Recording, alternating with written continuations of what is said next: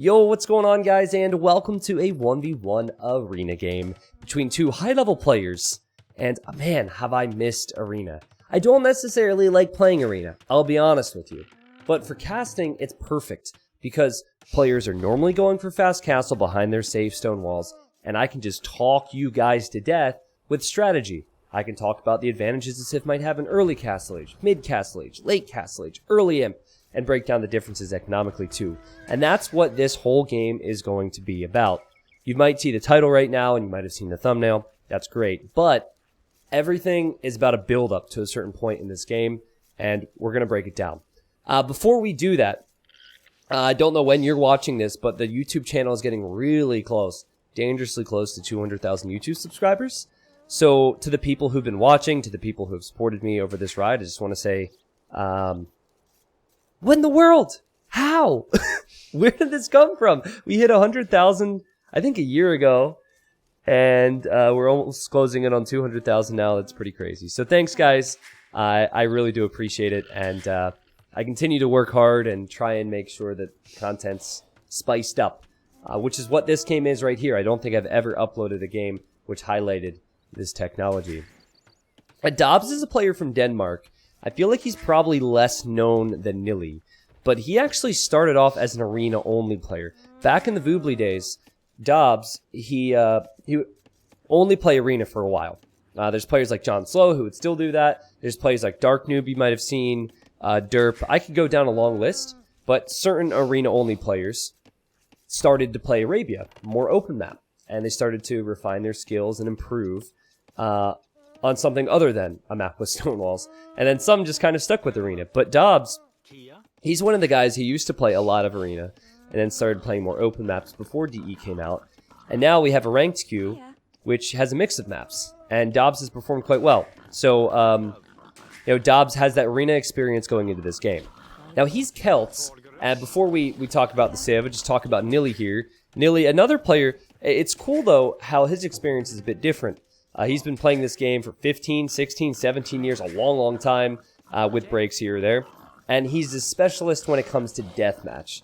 So Nilly is quite good with late game awareness. I think due to the fact that in deathmatch you start really pressuring almost every area of the map at the start. Start knowing what hills to take as you go towards late game. And so when I started, I'm good friends with Nilly. He's a caster as well. But when I started Age of Empires 2, Nilly was not quite as good in RM, or in fact not even close comparatively in RM as he is in DM, but he's really upped his level as well, to the point where I think at the time of casting this, Nilly's account is around 40th or 50th. I think Dobbs is around maybe 70th or 80th, so two really high-level players here. Now, Nilly, he has gone for Aztecs. This is it's a very common pick, and historically one of the best civs for arena. They have the monks, which we'll talk about. They have the eagles, and they also have the eco, and the military mass is a bit faster. Aztecs are just a great civ for this.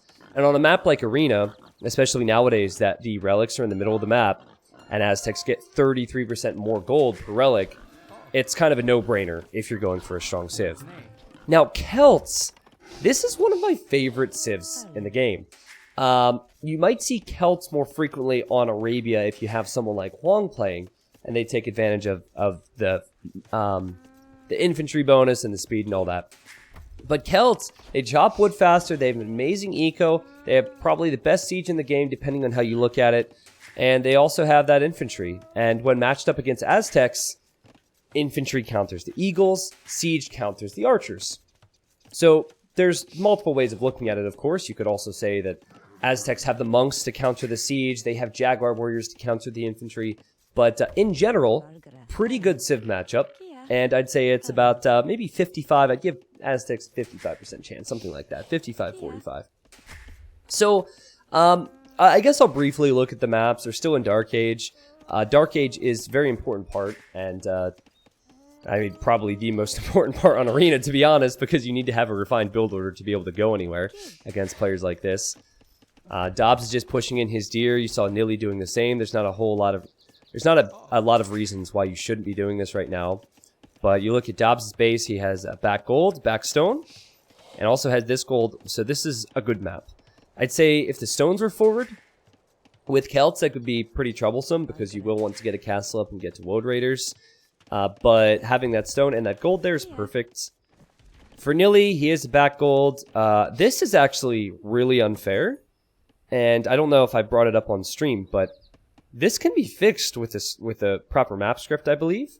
This is a neutral gold and neutral stone, and this really should not be back here. So Nilly's fortunate, but he does have a stone. His secondary gold is within his walls, but slightly forward.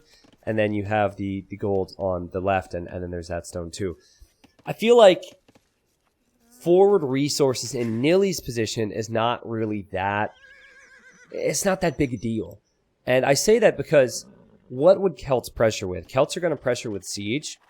And if Celts are going to pressure with siege, Nilly's probably going to make at least one monastery anyways. And Aztecs get redemption. So if the monks get redemption, they can convert the siege, and you could say goodbye to your siege push. Not to mention you have to send villagers forward normally to build the siege workshop.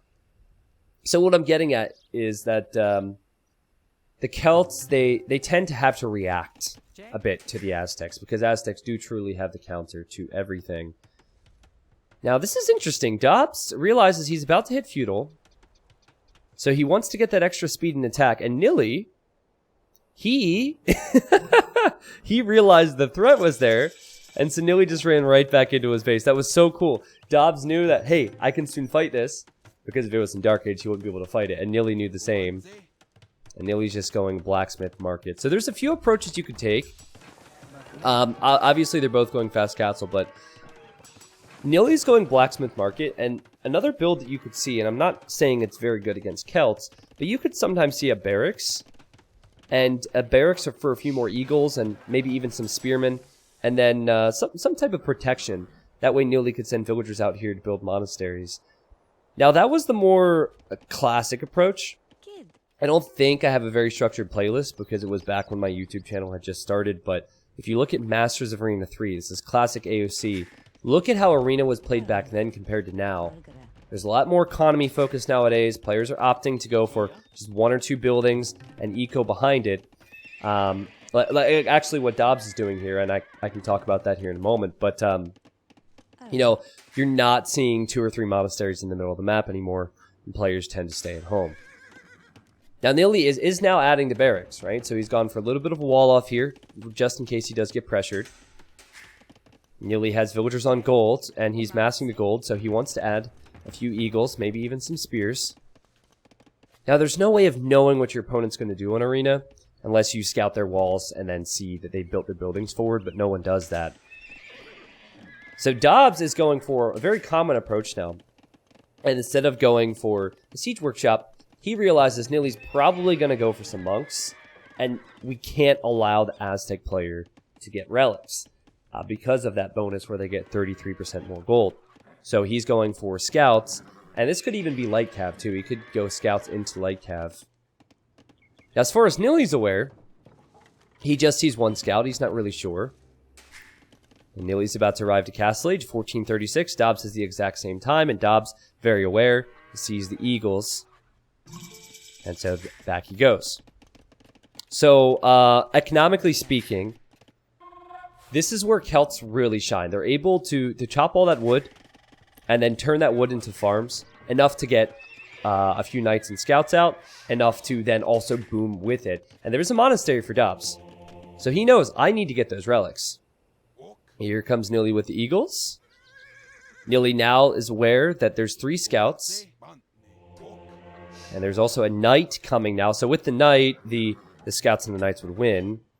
Nilly sees the knight, and now he's thinking, well, I need to run back. And it's kind of a rough start for Nilly because he has his monastery at home, and he cannot get any monks out here yet. So he actually does the right move, tosses away one eagle just so this one can get free. And then his monk is soon on the way. Now, remember, with Aztec monks, they also get 5 extra HP for every monk tech that's researched.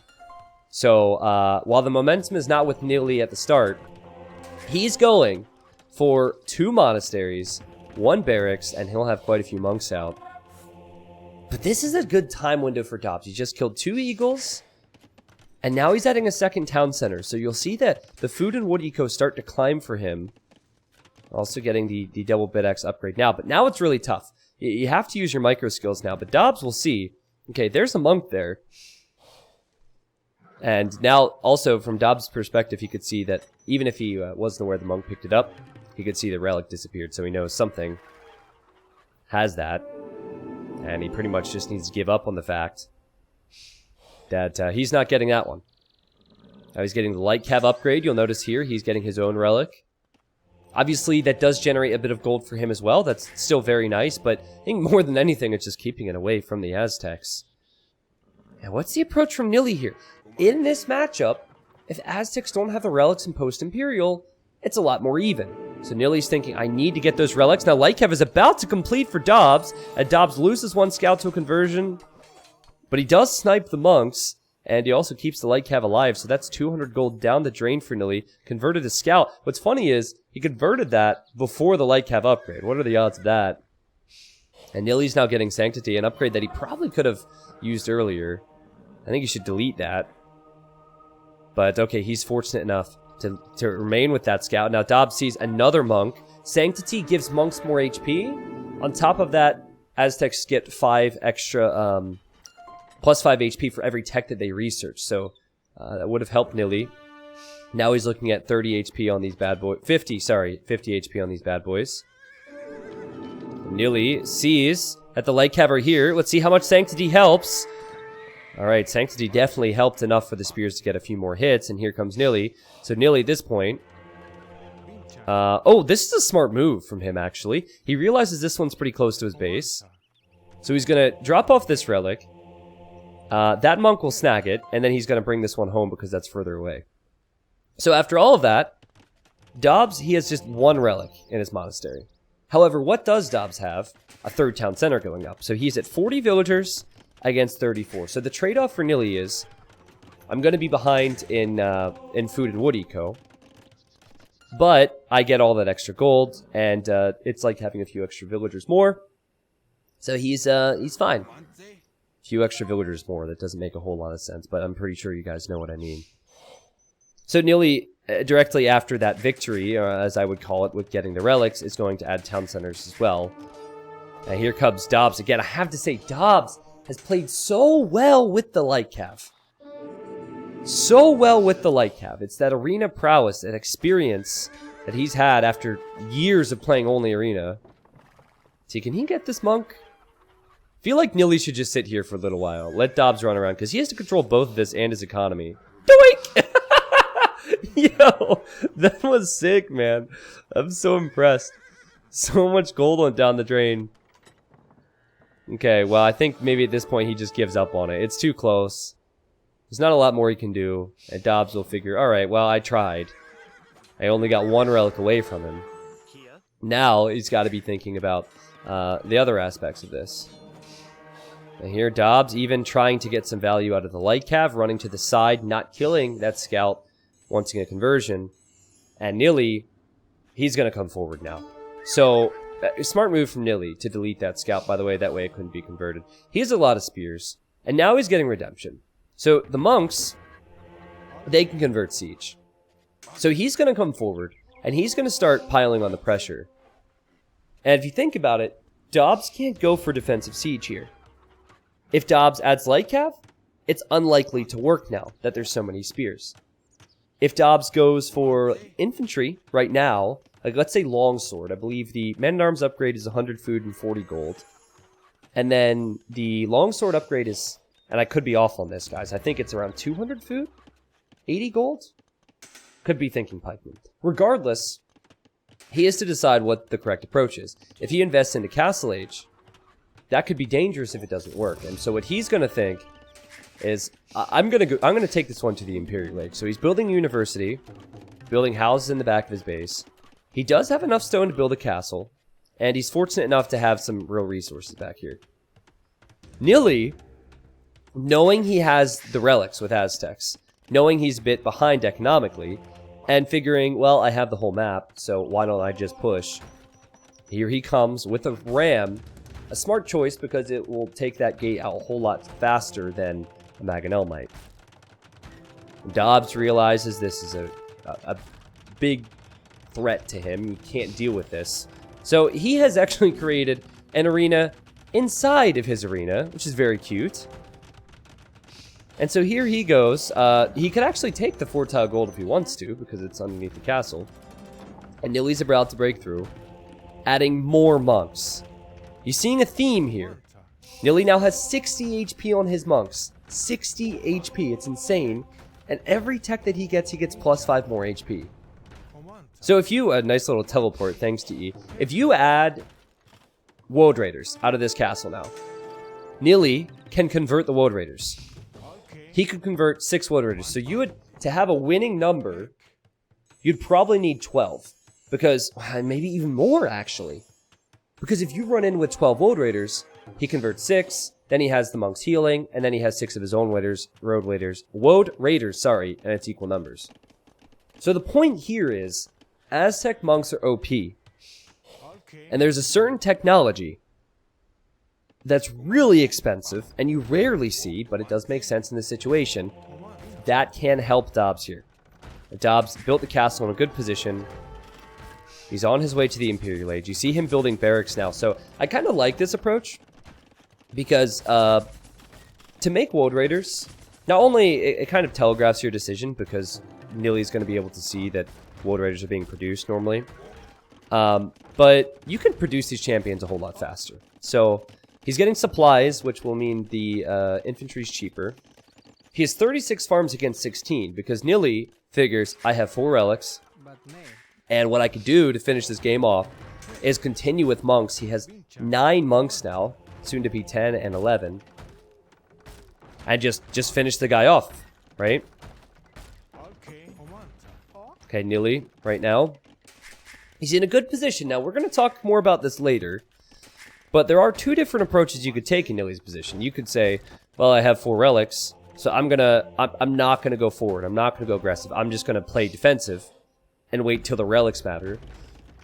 That can be a dangerous game against Celts. So he figures, well, you know, I have an unstoppable force of monks. I'm going to make him fight me and not allow him to expand. And it's just exactly where Nilly would want himself, honestly, because he has an outpost on the left, outpost on the right, completely comfortable. Dobbs is hiding behind these walls here. All right. So, long sword. Oh god, I didn't miss it, right? Long sword. Already in for Dobbs. Nilly's building a castle. Now, what's funny about this is Dobbs can't see that. So he doesn't know about that one. And they're about to arrive to the Imperial Age at the exact same time. Alright, so you see that conversion there? You see that? Nilly can do a whole lot of that. He has 9 monks now. And that's just there, whereas he has 3 here. Now he's getting illumination and block printing, which will mean that's plus 10 HP on these monks. And that means that the monks do not need to...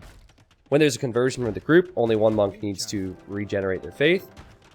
And block printing gives them 12 range. There it is. Left side, Heresy. Heresy is 1,000 gold. And with Heresy, when one of your units is converted, it dies. It does not trade sides. It does not go to the enemy team. Think about the math here, guys. We have 12 monks. If Nilly were to get conversions with every single monk, Dobbs would have 10 two-handed swordsmen remaining. Nilly would be turning around with more two-handed swordsmen than him and the castle fire. Nilly, he has 4 relics. He has solid eco. He has 13 monks now, and he has Trebs firing on Dobbs' castle, and here comes Dobbs. Now, again, if the conversions come in, the units will die. Watch this. Here come the conversions. Nilly's not converting with all of his monks. It does take a lot of clicking. Look at them. Dead, dead, dead, dead, dead, dead, dead, dead. So many units are dying, and Nilly doesn't really have an army anymore. 1, 2, 3, 4, 5, 6, 7. I want to say that was around 9 at the lowest. Maybe more. Unbelievable. And now Dobbs, he's in perfect situation. We have some graphical bugs here. But if when the units are converted, they just die, he can continue to produce. Nilly won't have a real army. Now Dobbs follows this up with a trebuchet. And Nilly He thought this was going to be the perfect position. He thought that he would defend the Trebs with the monks, get conversions, and win this game. But the Heresy tech saved Dobbs here. The Heresy tech saved it. Unbelievable. Now, if you guys would really like, I can maybe have a follow-up video, and I can get that exact scenario, same units, same upgrades, and then see what happens without Heresy. If you guys are down, I might do it. I don't want to make any promises because I have the Straggler Tree video to finish up and some others. But I truly think without Heresy, Nilly holds that castle. Nilly holds the castle. He might lose Trebs, but I think his castle stands, and then he has a follow-up, or at least has a lot more time. Certainly there's not this big pushback that Dobbs has right now. And it's really deceiving. But again, if you just do the math of it, right, and not even counting just the buffer that the monks are going to have, if there's two-handed swordsmen in front for Nilly, yada yada, it's tremendous. And I have seen Heresy in a pro game before. It's just so rare that you see it. And if Celts didn't get Heresy, it would be such a pickle for them. It's actually quite a good tech for late game situations, and you might see that more in team games. Think of Persians, for example. Actually, I don't think Persians get Heresy. That was a bad example. Think of just elephants in general, right? Really expensive unit. If your opponent goes monks, you don't want them to get their own elephants. So getting Heresy for 1,000 gold is normally worth it. Same with siege weapons. I don't think I've ever seen it in this situation before. But again, as these units just die, the siege weapons like siege onagers in late game, in Black Forest, and big team games map. Team game maps, sorry. What? I think Nilly at this point just, he knows he's dead. But that was weird. It's like, yeah, come on in. But anyways, back to my point. Siege onagers can be converted. You don't want that. Getting Heresy in a late game is always very important. Nilly, he thought he was dead at this point, but he knows he has full relics. So he is tech switching into Arbalest. But there's such a big wave of these two-handed swordsmen coming in. And the fact that he's down like 40 or 50 villagers now is fairly obvious. And that's actually a hilarious move. The guy died holding the gate open. Just intelligent play from Dobbs all around in this game. Heresy was the kicker, right? Nilly was not prepared to make this tech switch, so he doesn't have a whole lot of upgrades. And Dobbs is just sending in wave after wave after wave. The monks don't matter anymore. The Trebs are coming forward. They can just take out the monastery, which means advantage will be gone for Nilly. He's trying his best. Nilly's at 90 population.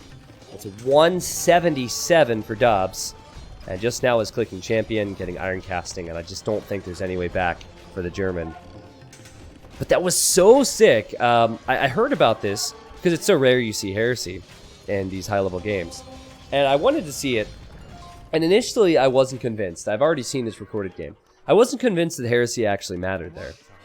But I did the math, and I really thought about it, and I thought about the buffer that the two-handed swordsman that Nilly would convert would provide, and all the little details. And while there's no way of knowing for sure how many conversions Nilly would have gotten and how the units would have fought, I'm fairly certain that Nilly would have had 9 to 10 conversions there, 9 to 10 units fighting back, at least, against initial 20, which then turned into like 10, right? So you have equal numbers of two-handed swordsmen fighting in the front for Nilly. He keeps his castle up. He can maybe make some jaguars out of the other castle. It was just, Heresy was the game-saving move. And it was also really early, too. Think about it. 39 minutes, 20 seconds is when this game ended.